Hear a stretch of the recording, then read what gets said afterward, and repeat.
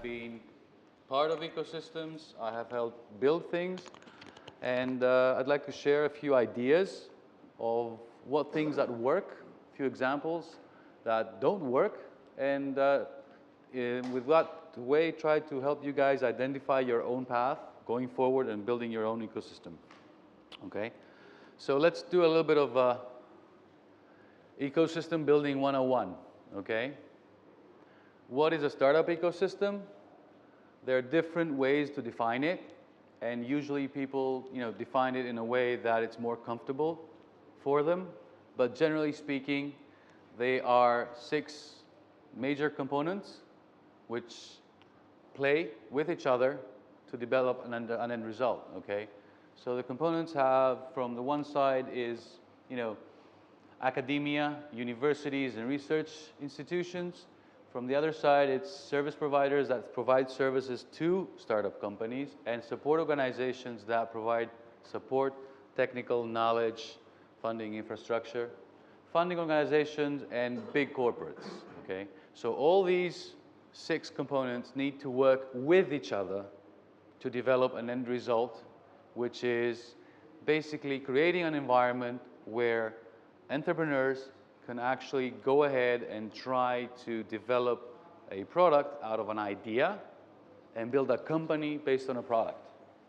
Okay?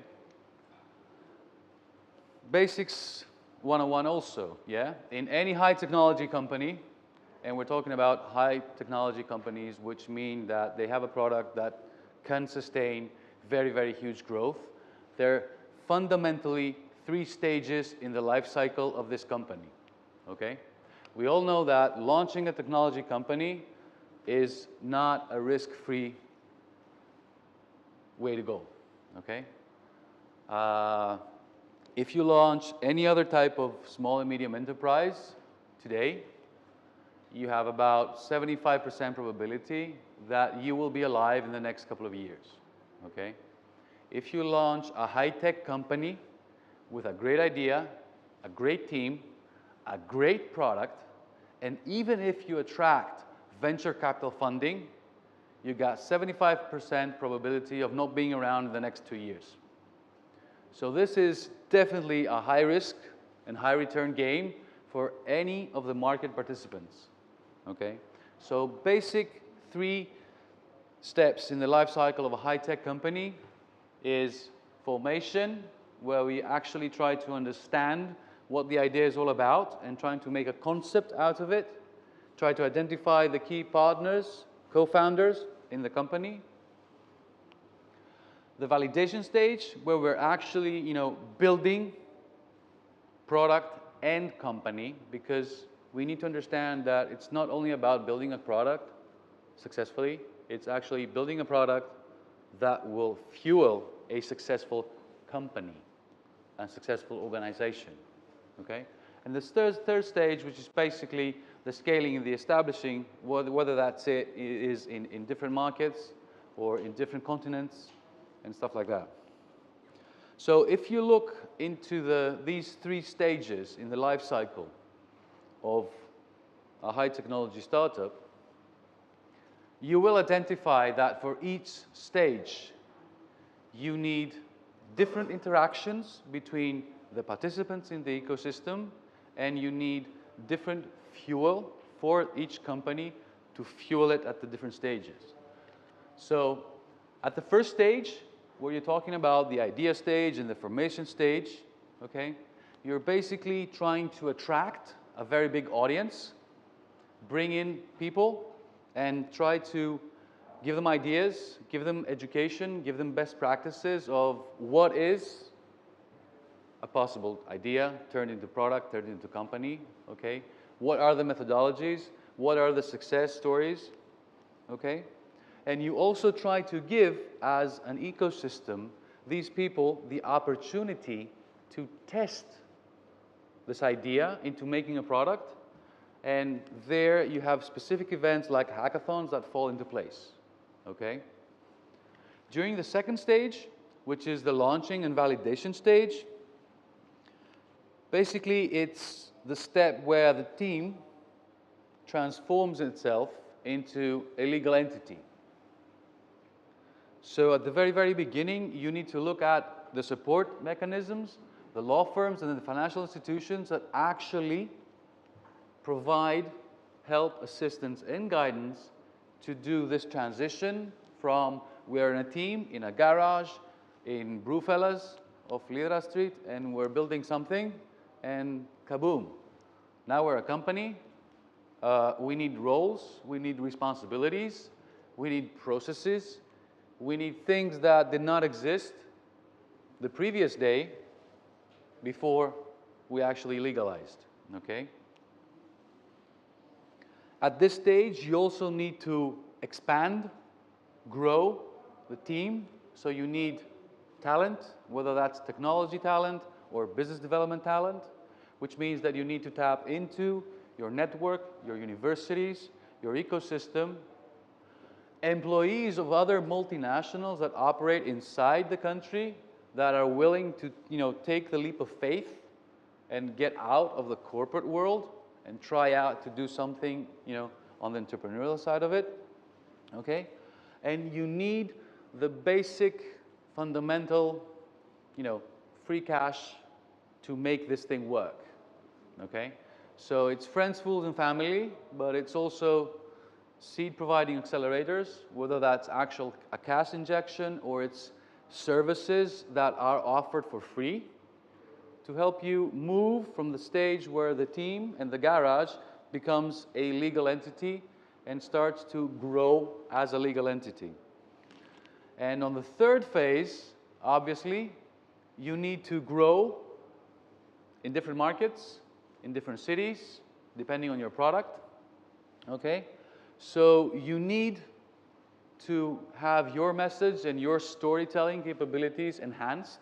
So you need to be able to talk to your customer, be able to interact with your customer, and that's how you use local and international media, okay?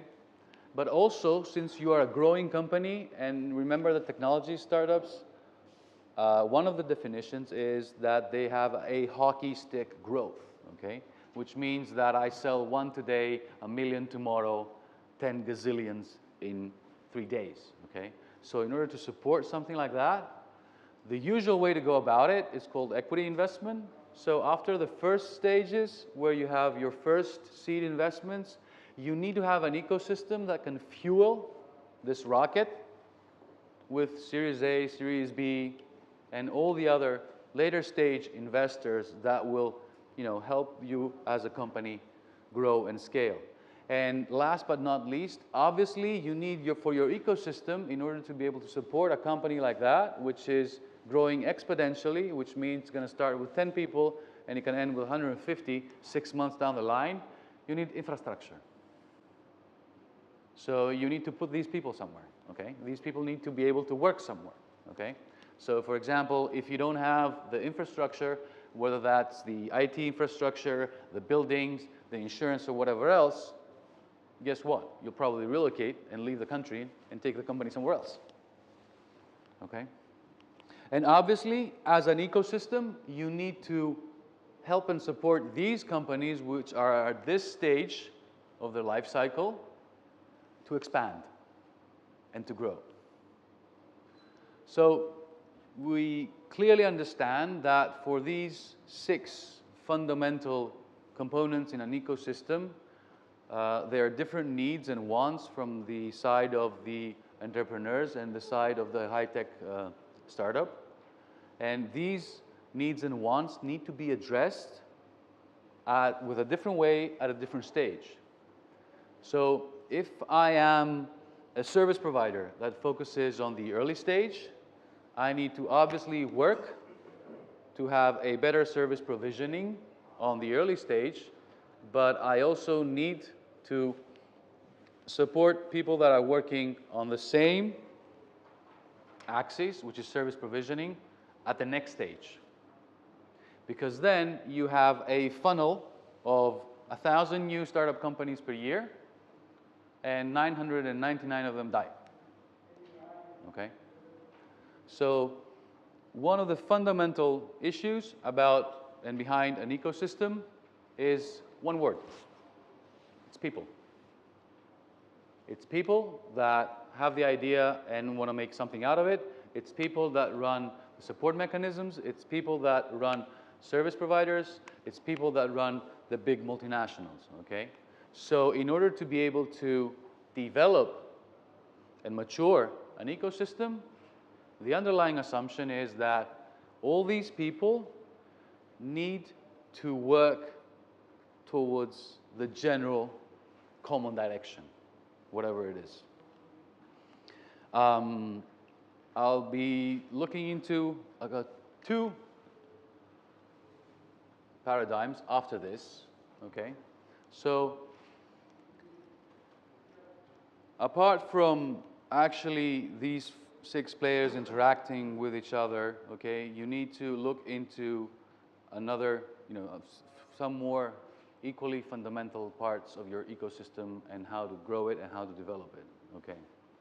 You need spokespeople. You need people that will talk on behalf of the ecosystem. And people that will talk usually on behalf of the ecosystem are people that will have done it, lived it, successfully, unsuccessfully. It doesn't make a huge difference because failure is something that on the social level we need to embrace more as a culture and as a society. And I say we because, Greece and Cyprus is not very far away culturally, okay, or whatever is considered socially acceptable behavior. So you need evangelists to sell the ecosystem, both locally and internationally, okay? You need the government, to some certain extent, to define the policies, okay?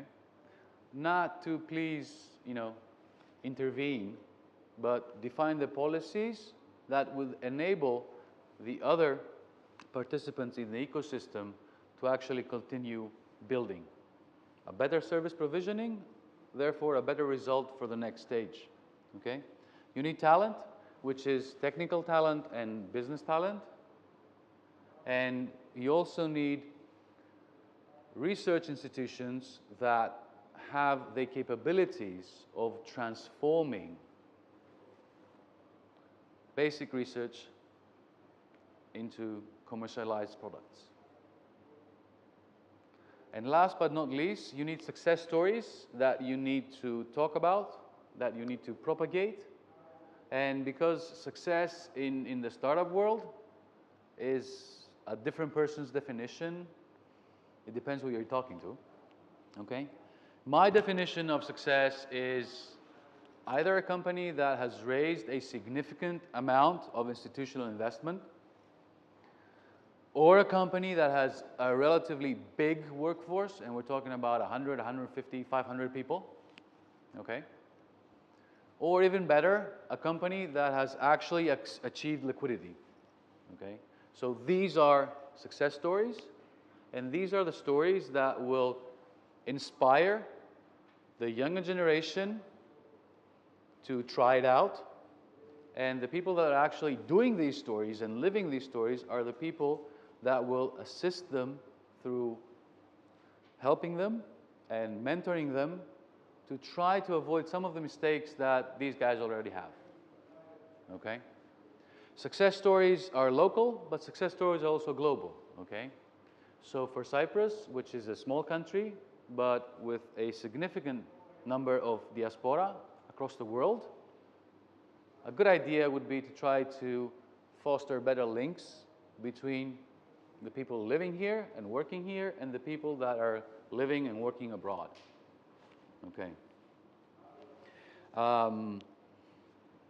There's an annual study by a company, it's called compass.co, and they publish every year the top 10 of the entrepreneurial cities in the globe. And they have a methodology and they do an assessment. Anyway, the funny part of the story is that a part of them US cities, like Silicon Valley, LA, Boston, New York, and 2 cities in Europe, which are very well known, which is one of them is London and the other one is Berlin, okay? There are 2 other cities in this top 10 category globally that have similar characteristics to what you guys here in Nicosia and in Cyprus have, okay? So let's take a look at number 5 in the 2015 list, which is Tel Aviv, Israel, okay? How Israel has developed as an ecosystem, I have identified 3 or 4 points across culture, education, market awareness, and also geography that have helped this ecosystem to grow. So you have an immigrant society, you have obviously entrepreneurial culture, because immigrants have nothing to lose, and tomorrow may be another day, but tomorrow may be a day that I'm not going to be alive, okay? If you look at the market side of it, right now they have about 500 multinationals that have their development centers in Israel, and they're tapping into the technology that Israeli developers are making, whether that's commercializing military applications, because guess what? Everybody in Israel goes to the military for a very long period of time, regardless whether they're male or female, okay? And actually, the 8200 is the elite military unit that does all the cyber stuff. They have 3 acceleration programs for their alumni in Tel Aviv, okay? A dash of chutzpah. Chutzpah is boldness in a very, very, general sense of knowledge. In the geography thing, everything's around. Everything is like an hour's drive, okay? You got technology clusters, you got multinationals, you got startups, you got angels, super angels, corporate VCs, VCs, everything in less than a 1-hour radius, because Tel Aviv is small, and even the country is a small country, okay? And no natural resources. But what do they do have? They have grade school education, STEM education, and entrepreneurial education, yeah? And they have invested a lot in their culture, in research. That's why they got at least 12 Nobel Prize laureates. And number 10, Singapore. Singapore is a small island somewhere in the southeast of Asia. It's less than 5 million people. It's obviously one of the youngest countries in the globe. I'm sure last summer they actually celebrated their 50th birthday as a city country. Okay, so they're probably as young, well, a little bit younger than Israel, for example, as a country. Okay, so they have the exact same characteristics on the culture side. They are an immigrant society. 25% of the people that live in Singapore, okay, are from Malaysia, which is to the north. Another 15% are of Chinese origin, which is even further north. So they have this intercultural mix and this sense of urgency, because it's either now or never. Obviously, they're an island. Natural resources are scarce, limited. I think it's about 50, 60 kilometers to drive around the whole island, city of Singapore, okay? But they have a really good location, which is in the middle of Southeast Asia. So right now, the government, for example, has launched the 200 Unicorn in 2020 support program, which means that the country of Singapore aims to have 200 unicorns, which is companies with a valuation of more than 1 billion, headquartered in Singapore. Magic word is headquartered. Product can be built from India all the way to the Philippines, and from Australia all the way up to Kazakhstan and Mongolia. Obviously, on the education level, they do from elementary school, entrepreneurial and STEM education, and they have a large proportion of their undergraduate and postgraduate students come from the countries around the region. And obviously, they have, as we speak, 10,000 multinational corporations that have a presence in Singapore. Multinationals means that you have access to problems, you have access to customers. Multinationals means that you have access to talented people that want to jump ship and do something else. And it's a very, very important component in developing Singapore as a hub. And this is number 10, Singapore. Just to wrap it up, 3 things that I have seen in both of these countries through the interaction with people that live and work there, whether they are first-time entrepreneurs, whether they are long-term serial entrepreneurs, whether they sold their company for $500 million to Oracle last week. First thing is, be helpful. Be helpful to the extreme that you're not only helping your friend, you're helping your competitor. Why? Because you're too small. Like in the examples of Israel and Singapore, you're too small. You're too small of a market, okay? And you're too small of a country. So there is no point in fighting with my competitor, because at the end of the day, the socially acceptable behavior behind it is that if there is more water in the river, everybody's boat will travel faster. So be helpful. Second thing I've learned is this, okay? Culture eats strategy for breakfast, for lunch, and for dinner, okay? This was a phrase, I think it was coined by Peter Drucker, the famous economist, which says that, you know, at the end of the day, if we do not want to change what we do, it's not going to change. So at the end of the day, if we don't do something different, we should not be expecting a different result. And the third thing that I've learned is keep calm and dream of unicorns. But it takes a village, and that's the original quote, to build a unicorn. And most probably, in the case of Cyprus, it takes an island to build a unicorn. Thank you very much. Oh, this one's better. I have no time left. Okay, so now if, you know... It's fine, we'll still open it up if there are any Okay. questions that you would like to pose.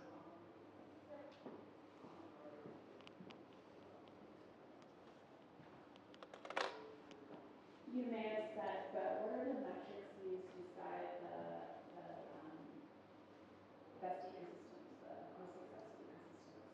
Okay, the specific startup, because it is a startup, that runs this indexing exercise, they try to evaluate cities across 3 fundamental dimensions.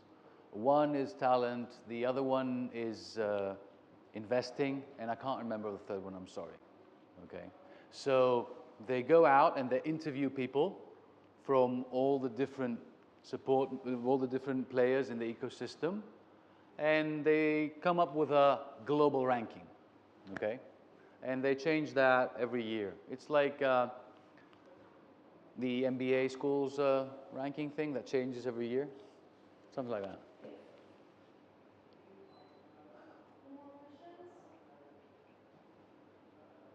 More questions? No questions. Okay. So, Very warm applause for Mr. Christos. thank you very much.